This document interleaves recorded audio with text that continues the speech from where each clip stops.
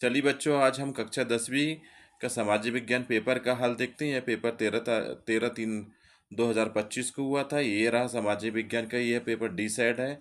ये देखिए निर्देश है और इसी के नीचे हमने पूरा पूरा हल लेके आया, देख लीजिए। पहला है रिक्त स्थानों की पूर्ति कीजिए। तो पहला रिक्त स्थान में 100 दिन आ रहा है, यानी रोजगार गारंटी के अंतर्गत 100 दिनों की गारंटी दी जाती है कामों की। सेकंड में आ रहा है प्राथमिक। चौ थर्ड में आ रहा है मध्य प्रदेश के एक राष्ट्रीय उद्यान है, कान्हा राष्ट्रीय उद्यान है। आप यहाँ कोई भी राष्ट्रीय उद्यान का नाम लिखेंगे वो भी सही आ जाएगा। फिर देखिए अगला चौथा, सन 1948 में श्रीलंका स्वतंत्र राष्ट्र बना था। फिफ्थ में देखिए संघीय सरकार 2 या अधिक स्तरों वाली होती है। फिर देखिए सिक्स में अफ्रीका में 1890 में डिंटर पेस्ट जो था महामारी थी। इस तरह से आई, आपने भी खाली स्थान भरे होंगे। फिर अगला देखिए सत्य असत्य लिखिए। तो पहला का जो है गैर नवीनीकरण साधन वो होते हैं जो कुछ ही वर्षों के पश्चात समाप्त हो जाते, तो यस बिल्कुल सत्य है। सेकंड का सत्य है।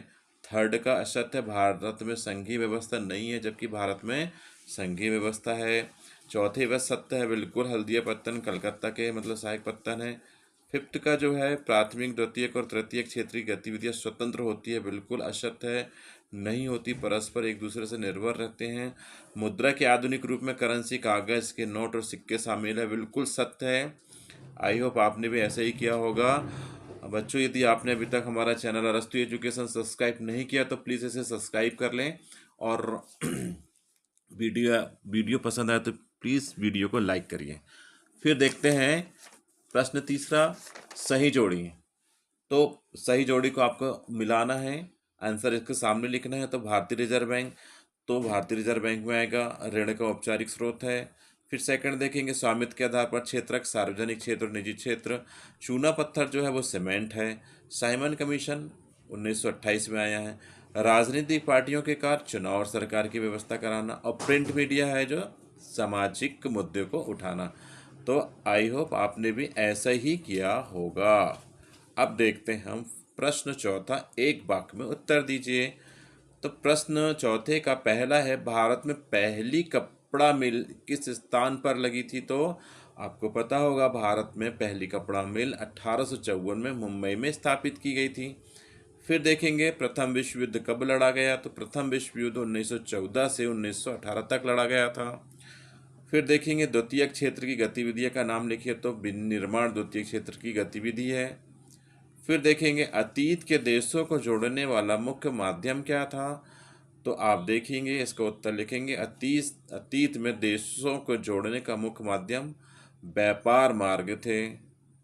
फिर देखेंगे किसी राष्ट्र में सरकार विरोधी समूह की हिंसक लड़ाई जो युद्ध सी लगे उसे क्या कहते हैं? तो उसे कहते हैं हम गृह युद्ध या सिविल वार कहते हैं। परिवहन का कौन सा साधन आपको सबसे सुविधाजनक है? तो वायु परिवहन यानी एयर ट्रांसपोर्ट सबसे ज़्यादा सुविधाजनक है। फिर अगला देखेंगे प्रश्न 5, सही विकल्प चुनकर लिखिए। तो सही विकल्प में देखिए कि पहला जो आया है, ब्राज़ील के रियो डी जेनेरो के में पर्यावरण और विकास सम्मेलन कब हुआ था? तो इसका आंसर है आ, जून 1992 में। फिर देखेंगे छोटा नागपुर क्षेत्र में मुंडा और संथाल जनजाति किन पेड़ों की पूजा करती हैं? तो इसका ऑप्शन है द महुआ और नीम के पेड़ों की पूजा करती है। फिर देखेंगे तीसरा, भारत की एक बड़ी जल संसाधन परियोजना जिसमें महाराष्ट्र, मध्य प्रदेश, गुजरात तथा राजस्थान सम्मिलित हैं, तो यह है सरदार सरोवर बांध। फिर देखेंगे भारत की मुख्य खाद्यान्न फसलें हैं, तो भारत की मुख्य खाद्यान्न फसलें धान है, यानी ऑप्शन सा। फिर महात्मा गांधी की प्रसिद्ध बुक का नाम क्या है? हिंद स्वराज। फिर छठवा देखेंगे HDI का अर्थ क्या है? तो इसका ऑप्शन आएगा बा, ह्यूमन डेवलपमेंट इंडेक्स यानी मानव सूचकांक है। इस तरह से आपने भी किए होंगे। आई होप आपका भी पेपर बहुत अच्छा गया होगा। बच्चों, यदि आपने हमारा चैनल अरस्तु एजुकेशन सब्सक्राइब नहीं किया तो इसे प्लीज़ सब्सक्राइब कर लें। फिर देखते हैं प्रश्न छठवा, जियोसेपे मैज़िनी कौन था? तो इसका आंसर लिखिए, जियोसेफे मैज़ेनी एक इतालवी क्रांतिकारी था जिसने इटली के एकीकरण में यंग इटली नामक गुप्त संगठन की स्थापना की थी। या फिर देखेंगे अथवा वाला, इसमें कल्पनार्थ क्या है? इसका उत्तर लिख सकते हैं आप, कल्पना अर्थ एक ऐसी आदर्शवादी स्थिति को कहते हैं जिससे समाज पूर्णतः न्यायसंगत, शांतिपूर्ण और समृद्ध होता है, लेकिन वास्तविकता में इसे प्राप्त करना कठिन होता है। इसमें आपको कोई एक क्वेश्चन करना था, यह 2 नंबर का था। फिर देखेंगे जलियांवाला बाग हत्याकांड के 2 बिंदुओं को समझाइए। तो देखिए, पहला जो है इसका आंसर लिखेंगे कि 13 अप्रैल 1919 को जनरल डायर के आदेश पर अमृतसर के जलियांवाले बाग में निहत्थे लोगों पर गोलियां चलाई गई थी, जिसमें हजारों लोग निर्दोष मारे गए।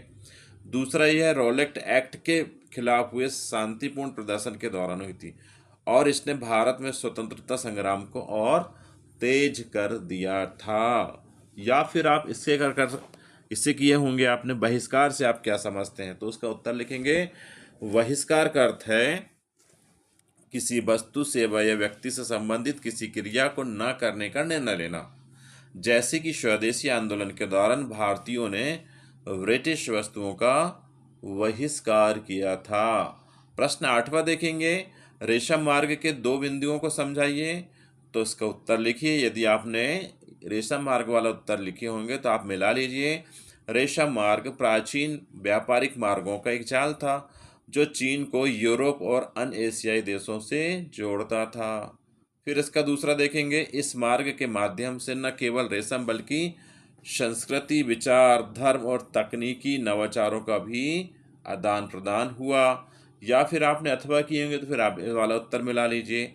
स्पिनिंग जेनी की 2 विशेषताएं लिखिए। उत्तर लिखेंगे, स्पिनिंग जेनी एक यांत्रिक कताई मशीन थी जिसे एक साथ कई धागों काटे जा सकते थे, जिससे उत्पादन क्षमता बढ़ी।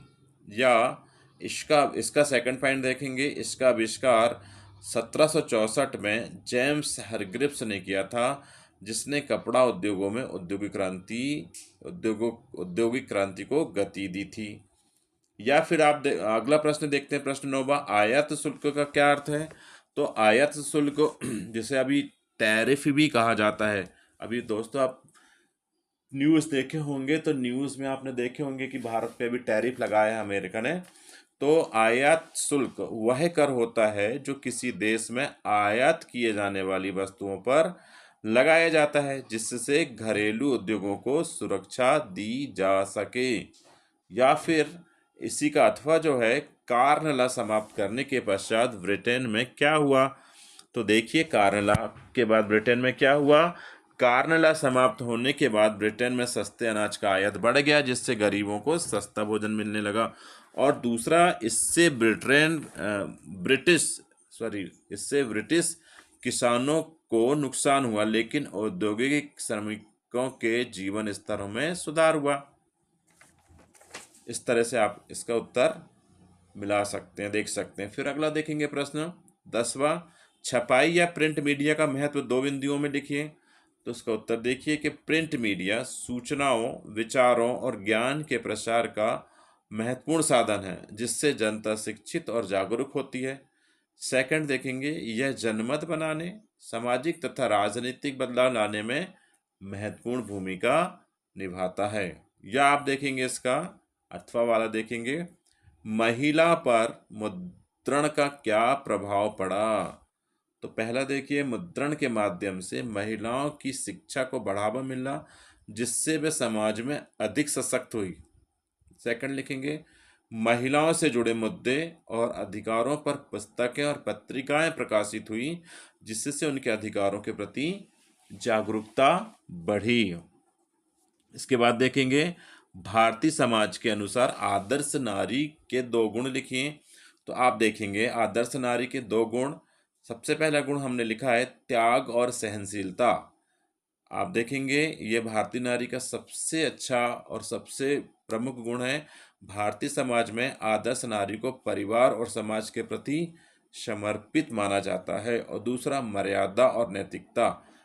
इसमें आप लिख सकते हैं आगे कि आदर्श नारी को आचरण में शालीनता और नैतिकता बनाए रखने वाली माना जाता है। या फिर इसका अथवा आप देख लीजिए कि नारीवाद आंदोलन क्या है। तो नारीवाद आंदोलन एक सामाजिक और राजनीतिक आंदोलन है, जिसका उद्देश्य महिलाओं के अधिकारों की रक्षा करना और समाज में लिंग समानता को स्थापित करना है। आप मिला लीजिए। फिर अगला क्वेश्चन देखते हैं, क्वेश्चन 12, लोकतंत्र के महत्व को लिखिए। तो पहला महत्व देखिए इसका, लोकतंत्र नागरिकों को स्वतंत्रता, समानता और न्याय प्रदान करता है। सेकंड है, यह लोगों को अपनी सरकार चुनने और विचार व्यक्त करने का अधिकार देता है। या फिर अथवा वाला देखिए कि लोकतंत्र के दो परिणाम लिखिए। तो इसका पहला परिणाम है कि लोकतंत्र में लोगों को राजनीतिक स्वतंत्रता मिलती है और वे अपने नेता स्वयं चुन सकते हैं। और सेकंड दो परिणाम देखिए, यह नागरिकों को समानता, न्याय की गारंटी देता है, जिससे सामाजिक विकास संभव होता है। फिर अगला क्वेश्चन देखिए, प्रश्न 13, उधारदाता उधार देते समय समर्थक ऋणाधार गिरवी रखने की मांग क्यों करता है? तो उसका उत्तर लिखिए कि उधारदाता को यह सुनिश्चित करने के लिए कि उसे दिया गया पैसा वापस मिलेगा, वह उधार लेने वाले से कोई संपत्ति या मूल्यवान वस्तु गिरवी रखने को कहता है। यदि उधार लेने वाला, सेकंड लिखेंगे, यदि उधार लेने वाला ऋण चुकाने में असमर्थ है तो उधारदाता गिरवी रखी संपत्ति को बेचकर अपनी राशि प्राप्त कर सकता है। यानी जो उधारदाता है उसे अपनी पैसे की पूरी गारंटी होना चाहिए। फिर आप देखेंगे ऋण के औपचारिक और अनौपचारिक स्रोत क्या है। तो औपचारिक स्रोत में देखेंगे, पहला बैंक है, सहकारी समिति है और सरकारी वित्तीय संस्थाएं हैं जो सरकार के द्वारा है। और अनौपचारिक है, स्रोत हैं जिसमें महाजन आ जाते हैं, साहूकार आ जाते हैं, मित्र आ जाते हैं, रिश्तेदार आ जाते हैं और निजी वित्त एजेंसियां आ जाती है। आपने सुना होगा बजाज फाइनेंस हुआ, या फिर कई तरह से ऐसे देते हैं स्व सहायता समूह वगैरह, यह सब अनौपचारिक स्रोत हैं। फिर आप अगला देखेंगे प्रश्न 14वां, बाजार के लोगों के शोषण के कौन कौन से तरीके हो सकते हैं। तो बाजार के लोगों को शोषण के कई तरीकों से किया जा सकता है, जैसे मूल्य वृद्धि। पहला है मूल्य वृद्धि, दुकानदार या व्यापारी वस्तु के दाम अधिक वसूल सकते हैं। दूसरा, नकली और मिलावटी सामान, तो निम्न गुणवत्ता या मिलावटी से उत्पादन बेचता है। इस तरह से बाजार में लोगों का शोषण किया जा सकता है। फिर उसका देखेंगे, जागरूक उपभोक्ता बनने के लिए कोई आवश्यक दो बातें लिखिए। इसका उत्तर लिखेंगे कि खरीदारी करते समय वस्तु की गुणवत्ता, निर्माण तिथि और समाप्ति तिथि अवश्य जांच करें। इस तरह से आप जागरूक उपभोक्ता बन सकते हैं। दूसरा है, किसी भी उत्पाद की रसीद या बिल अवश्य लें ताकि जरूरत पड़ने पर शिकायत दर्ज करा सकें। इस तरह आप जागरूक उपभोक्ता बन सकते हैं। प्रश्न 5वां, वन संरक्षण हेतु किए गए दो आंदोलन के नाम लिखिए। तो वन संरक्षण के लिए जो हुए, पहला चिपको आंदोलन है और दूसरा है अपिक्को आंदोलन।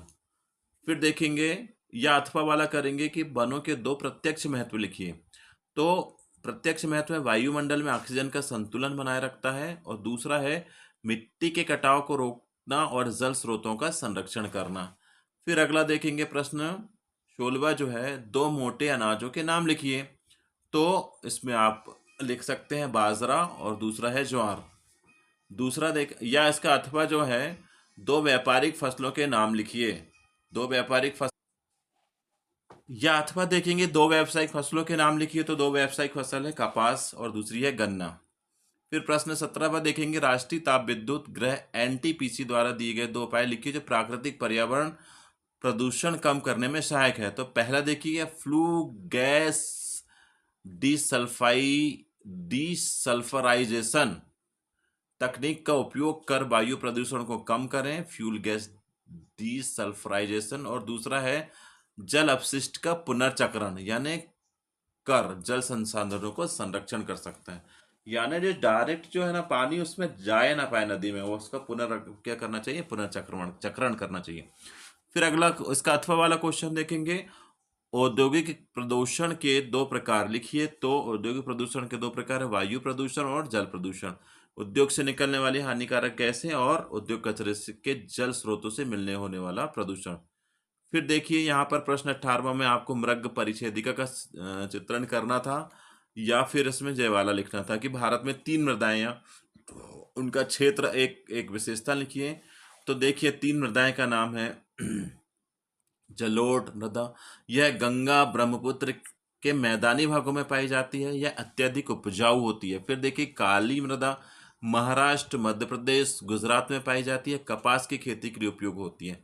फिर देखेंगे लाल मृदा रेड शोल, यानी तमिलनाडु, उड़ीसा, आंध्र प्रदेश में पाई जाती है, इसमें लौह तत्व अधिक होते हैं जिससे यह लाल रंग की होती है। फिर देखेंगे प्रश्न 19वां, भारत में पर्यावरणीय निम्नीकरण की रोकथाम कैसे हो सकती है? पहला होगा वृक्षारोपण करके, दूसरा औद्योगिक कचरे का नियंत्रण करके, तीसरा है पुनः उपयोग और पुनर्चक्रण से, और प्रदूषण नियंत्रण कानून को कड़ाई से लागू करने से होगी।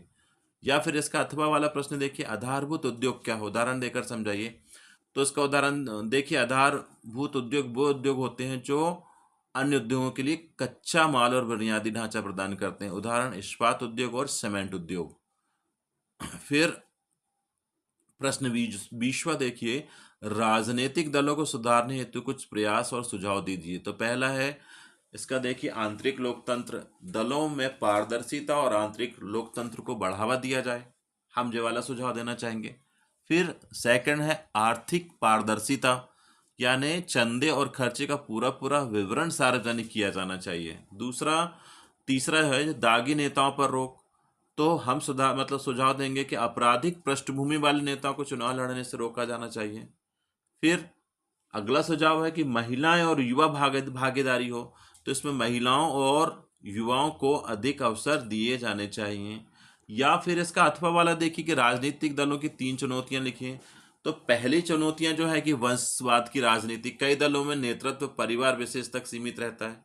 दूसरा है धन और बाहुबल का प्रभाव, चुनाव में धन और बाहुबल का अधिक प्रभाव रहता है। और तीसरा है आंतरिक लोकतंत्र की कमी, कई दलों में निर्णय कुछ विशेष व्यक्ति द्वारा ही लिए जाते हैं। फिर देखिए प्रश्न 21वां, निम्नलिखित में से किसी दो पर टिप्पणी लिखिए। साइमन कमीशन 1927 में ब्रिटिश सरकार द्वारा भारत में संवैधानिक सुधारों की समीक्षा के लिए नियुक्त किया गया था।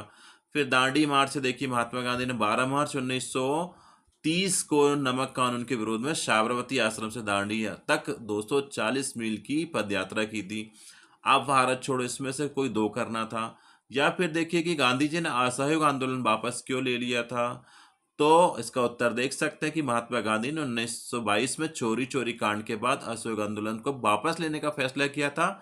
इस घटना में हिंसा हुई थी, जिससे आंदोलनकारियों ने पुलिस थाने में आग लगा दी थी और कई पुलिसकर्मी को मृत्यु हो गई थी। गांधी जी अहिंसा पे विश्वास रखते थे, इसलिए उन्होंने यह आंदोलन को समाप्त कर दिया। फिर देखिए सड़क परिवहन और रेल परिवहन की तुलना। तो सड़क परिवहन यह लचीला और कहीं भी यात्रा कर सकते हैं। रेल परिवहन यह निश्चित मार्गों पर ही चलता है। सड़क परिवहन छोटी दूरी के लिए उपयुक्त है, रेल बड़ी दूरी के लिए, लंबी दूरी के लिए बेहतर है। सस्ता और सुविधाजनक है, अधिक लागत, प्रभावी लेकिन धीमा है, कम माल ढुलाई क्षमता होती है, भारी मात्रा में सामान ले जाया जा सकता है। इस तरह से आप सड़क परिवहन रेल परिवहन में अंतर दे सकते हैं। फिर देखेंगे जल परिवहन और वायु परिवहन के 4 बिंदु लिखिए। तो जल परिवहन जो है धीमा लेकिन सस्ता परिवहन माध्यम है, तेज लेकिन महंगा होता है, भारी और बड़े सामान ले जाने के लिए उपयुक्त, हल्की और कीमती सामान ले जाने के लिए उपयुक्त, समुद्र, नदी और झीलों के माध्यम से चलता है, हवाई अड्डे और विमानों के माध्यम से संचालित होता है, प्रदूषण कम करता है, ईंधन खपत के कारण अधिक प्रदूषण होता है।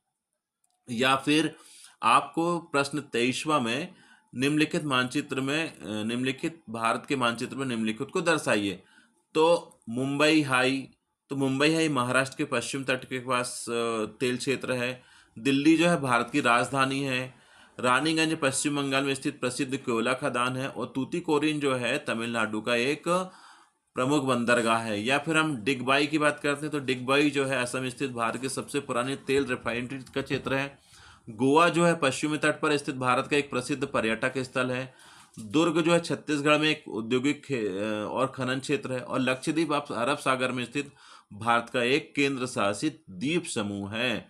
तो बच्चों, इस तरह से हमने क्लास 10वीं का 10th का सोशल साइंस का सब्जेक्ट मुख्य परीक्षा का था, इसका पूर्ण हल हमने किया है। आप मिला ले आपने इसका क्या उत्तर दिया है और देख लें कि इसका उत्तर आपने किस तरह से दिए हैं। दोस्तों, यदि आपने हमारा चैनल अरस्तु एजुकेशन को सब्सक्राइब नहीं किया है तो इसे सब्सक्राइब ज़रूर कर लें और बेल आइकन को प्रेस कर लें। हम आप इस अरस्तु एजुकेशन में सारे पेपरों का सही और सटीक हल लेकर आ रहे हैं। तो चलिए मिलते हैं नेक्स्ट वीडियो पे। Thank you.